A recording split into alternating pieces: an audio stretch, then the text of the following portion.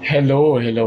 Magandang araw. Welcome to my channel. Ako nga pala si Mystico Moreno, or in short, Miss Mo. At dito sa aking channel, we will manifest love and light sa inyong Tagalog love reading ngayon na mismo. Okay, so kung mapapansin ninyo, iba yung setup ko today dahil ako ay nasa Davao.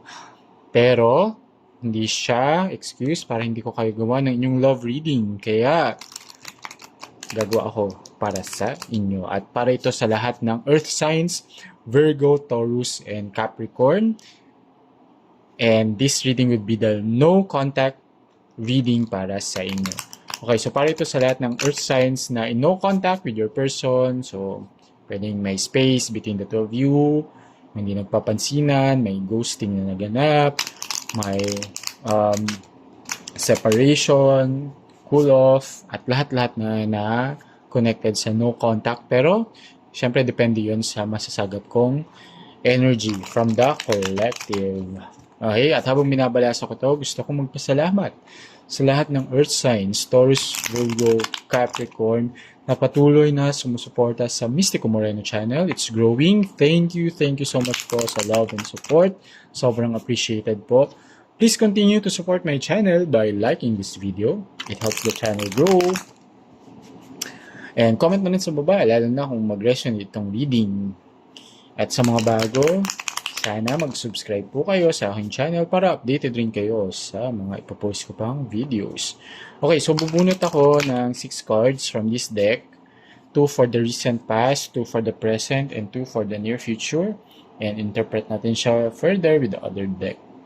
But, yeah, simulan na natin. I'll get the 4th card dahil April pa rin ngayon. First card for the recent past, King of Cups. And 4 of Wands. Present, the Moon. And 6 of Swords. At sa near future, Queen of Wands. And the Judgment.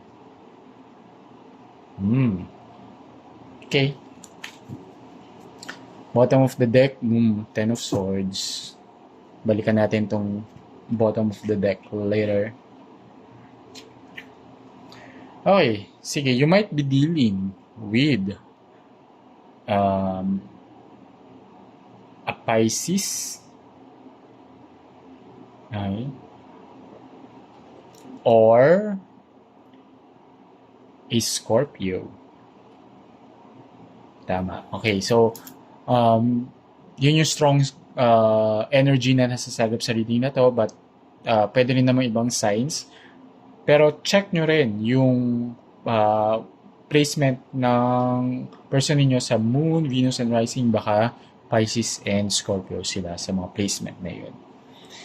Okay, sige. So, in the recent past, there was a milestone na nangyari.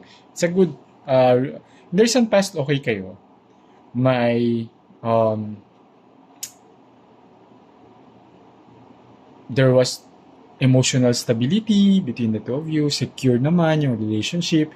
Nagkaroon pa nga ng milestone with the 4 of Wands here. There was a celebration, meron kayong nag-level up yung relationship ninyo. So, when it comes to milestone, so kung wari, dating kayo, move kayo to a committed relationship, naging engaged, naging married.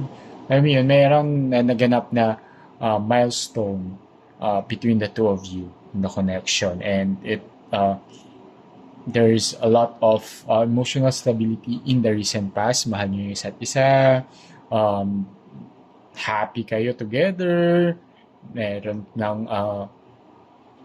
celebration pa nga na naganap, and ang biglang nasagap kong energies, parang kakatapos nga lang ng anniversary ninyo or monthsary, weeksary, may ganun ba?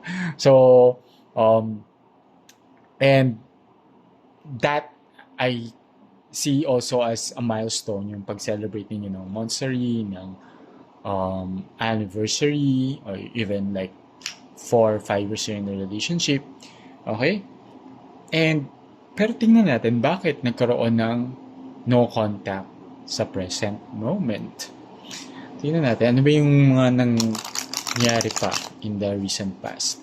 At habang binabalasa ko to, as I always remind in my readings, this is a general and collective reading. So, sinasagap to yung energy ng lahat ng earth signs. So, it may or may not resonate with all of you.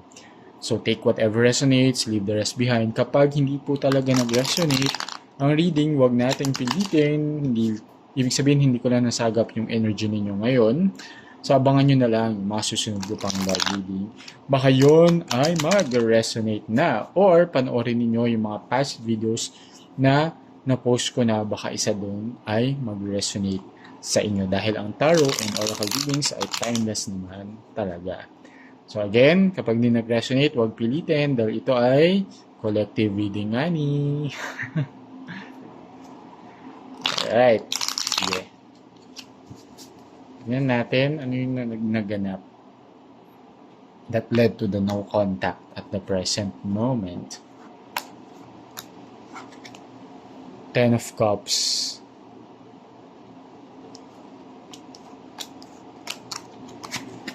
And 4 of Coins. Okay. So, in the recent past, okay, naging very possessive itong person ninyo. Masyado siyang, alam mo yun, I mean, hindi siya,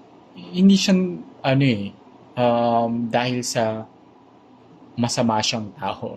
Masyado siya na in love sa inyo. And, alam mo yun, with the 10 of Cups energy here, na sa sobrang in love ng person ninyo, na to the point na parang, gusto niya sa kanya lang ikaw.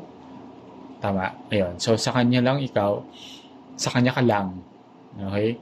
So, nagkaroon siya ng so much parang obsession and possessiveness towards you na naging controlling siya. Alam mo yun? Tapos, mas recently, I mean in the recent past, mas recent na mga kaganapan, parang ang dami yung triggers lalo na when it comes to jealousy. Napakaseloso nito o selosa nitong person mo na sobra siyang na in love to the point nga na naging controlling na siya and naging yung para sa'yo feeling mo nakakasakal na. So I think you ask for space and that's why nag-lead siya into a no contact situation at the present moment. Okay? And yeah, at the present moment kasi I can see here with the moon card na there are a lot, kaya nagkaganon yung person ninyo, naging possessive siya, controlling. Ang dami niyang insecurities na hindi niya maalis-alis sa sarili niya. Alam mo yun, hindi siya healed. Ang dami niyang sobra, ang dami niyang insecurities, ang dami niyang red flags, and ang dami niyang mga tinry na, alam mo yun, i-hide na personality. Kasi dito, nagkaroon kayo ng mga milestones, di ba? Parang kaya niyo, okay, masaya, ganyan. Kasi medyo magaling din siya to really hide yung true colors niya. Parang ganun. Pero eventually, nag-manifest siya, nag-materialize siya, or hindi na kayang itago, di ba? At nakita mo nga yung mga toxic traits niya. And yun nga, and rooted yun talaga sa mga insecurities niya. Na pag wala yung insecurities na yun, hindi naman siya magiging siloso or silosa. Dahil nga, feeling niya, iiwan mo siya, ganyan. So, naging controlling nga siya dahil nga sa mga insecurities na meron siya. Kaya with the Six of Swords, you left because Six of Swords is a card of letting go and moving on for you leaving a toxic situation. So, that's why nagkaroon ng contact. Ikaw yung umalis sa relationship. Okay, dahil masyado ka na nasasakal. Pero tignan natin ano pang detalye nito.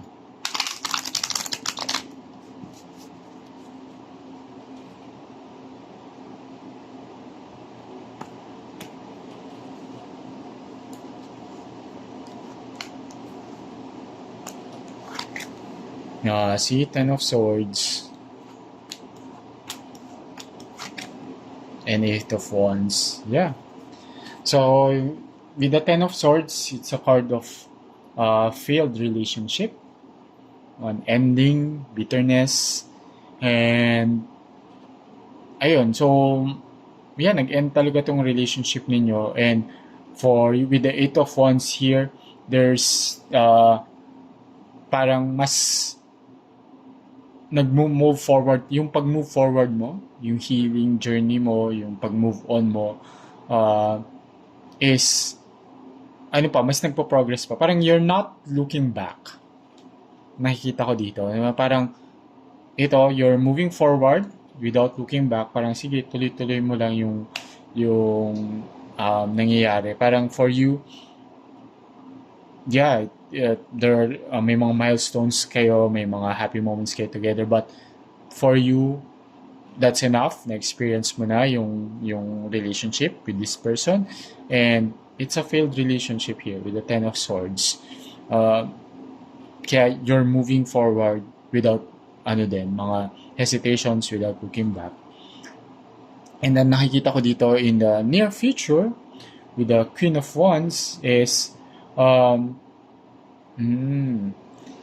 with the Judgment card, itong person na to, babalik siya. Babalik siya. Hindi siya, he or she won't give up on you. Kasi with the Judgment card, hihingi ito ng forgiveness. And your person will try to redeem himself or herself from you. But ang gugustuhin nitong person na to is a deeper connection rooted from a more secure version of your person. Kasi with the Queen of Wands, this is card of self-assurance eh. Ito yung energy na walang insecurity. So, I don't think it will happen drastically, pero parang with the time or currently in separation kayo, I think ginagawa ng person ninyo is to work on himself or herself, which is good kasi may mga iba na hindi, ayaw nila magbago eh.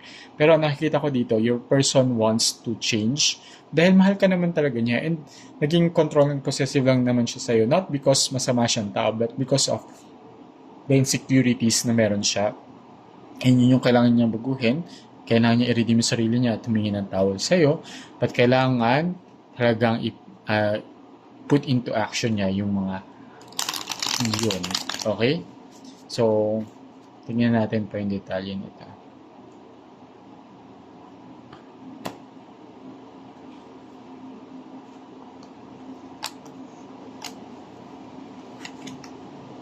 Four of Swords. Yeah, and Five of Cups. But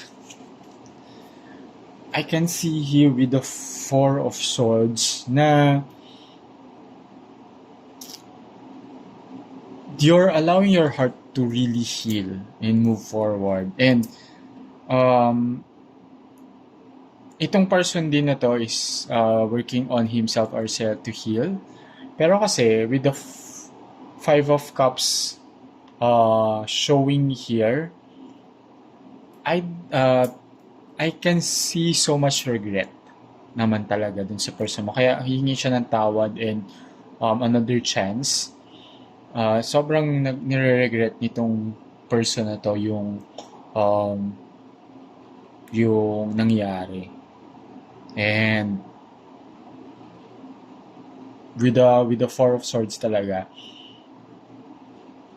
with a proper healing nung kanyang mga insecurities, mas magiging okay ang relationship. And nasa sayo naman yun kung babalikan mo tong person na to. But here, with the bottom of the deck, what you do see coming is, again, a Ten of Swords. So, what I see here is, again, Ten of Swords is a failed relationship, an ending. Pero, here, this is the hidden energy. It might also signify an ending of the bad traits. Kasi nakikita ko dito, yung person mo will make an effort din talaga na magbago dahil marami siyang regret, gusto niya humingi ng tawad sa'yo. And this ending would also, pwedeng, ang ending din na to, nakikita ko dito, is ending of that old version of your person. Okay? So, sana nakatulong itong reading na to. Abangan nyo na lang yung mga susunod ko pang love reading dito lang sa aking channel. Ako nga pala si Mystico Moreno. In short, miss mo. Kita-kits. Ingat.